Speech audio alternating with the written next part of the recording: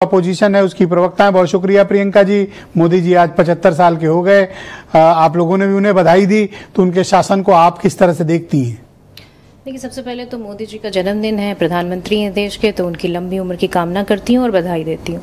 पर कुछ पंक्तियाँ मैंने उनके लिए लिखी हैं तो मैं उसको सुनाना चाहती हूँ आपके माध्यम से जनता के बीच में कि मुझको 2 करोड़ रोजगार का जवाब दीजिए और देश के बेरोजगारों को जवाब दीजिए।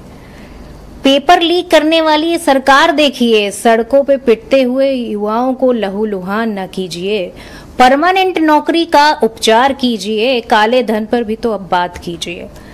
देश के युवाओं को जय शाह जी वाली जो है आप चमत्कार दीजिए और भ्रष्टाचार करने वालों को पद और सम्मान मिल रहा है और महंगाई से देखिए किस तरीके से दिवाला निकल रहा है, तो गरीबों का भी तो कुछ ध्यान कीजिए।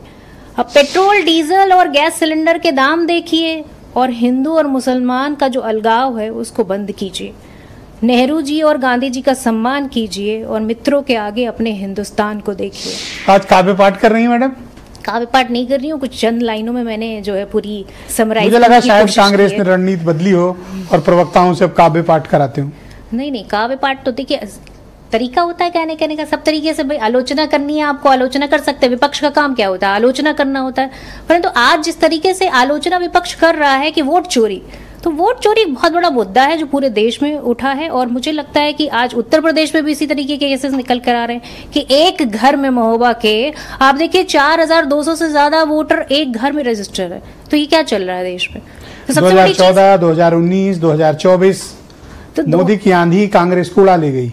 अरे भाई 2014 के बाद आप 2024 का भी चुनाव देखिए कि किस तरीके से आंधी उन्हीं को उड़ा के ले गई है। बट वो भी आज भी प्रधानमंत्री हैं। नहीं, प्रधानमंत्री हैं, बैसाखी पे चलने वाले प्रधानमंत्री जी हैं। अभी तो ईडी, सीबीआई और देखिए ईडी है, सीबीआई है और उसके साथ में उनके पास मनी तंत्र है और ताकत है। इसके मैडम डेमोक्रेसी में हेड काउंट्स होते हैं और उनके पास हैं। नहीं, हेड काउंट्स होते हैं पर वोट चोरी करके थोड़ी ना आप हेड काउंट्स बढ़ा लेंगे। आप वोट चोरी कर रहे हैं जिसके लिए आप जवाब दे हैं और उसके बाद आपको पूरी तरीके से एक्सपोज किया है आदरणीय राहुल गांधी जी ने। तो मैं समझती हूँ कि वोट चोरी एक बड़ा जो दाग है वो उनके ऊपर लगा हुआ है। पिछले 70 साल में ऐसा कभी किसी प्रधानमंत्री के ऊपर संविधान इस तरीके का और आरक्षण चिपकाया, इस बार आप वोट चोरी पर। देखिए आरक्षण तो सबको, देखिए आरक्षण की जो समस्या है वो तो पूरा देश जानता है कि किस तरीके से आरक्षण को खत्म करने की जो साजिश की जा रही है वो प्रधानमंत्री जी के द्वारा की जा रही है। प्रधानमंत्री जी लगातार सरकारी नौकरियों को खत्म करते जा रहे हैं और आरक्षण को एक तरीके से समाप्त करते चले जा रहे हैं। लेटरल एंट्री कौन लेकर आया? उसको यू टर्न किसने लिया? कृषि कानून कौन लेकर आया? आप उनके खिलाफ जिस तरह के हथियार इस्तेमाल करती हैं, उनके पास सबका एयर डिफेंस मौजूद है। भाई देखिए सब जगह से फेल है, चाहे वो विदेश नीति देख लीजिए, चाहे वो कूटनीति देख लीजिए। पाकिस्तान को जनता की नीति उन्हें पसंद आ रही है। नहीं, जनता को दे तो रहे हैं, वो 5 किलो अनाज दे रहे हैं।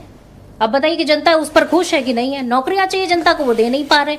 अब महंगाई देखिए, जीएसटी पे यू टर्न ले रहे हैं। हर चीज पे तो आप जितने भी आपने आज तक जितनी भी चीजें बोली, चाहे वो नोटबंदी की हो, चाहे वो आपने जीएसटी लगाई हो, हर चीज पर तो आप 16 में नोटबंदी की, 19 जीते, 24 जीते, जनता तो नाराज नहीं है ना।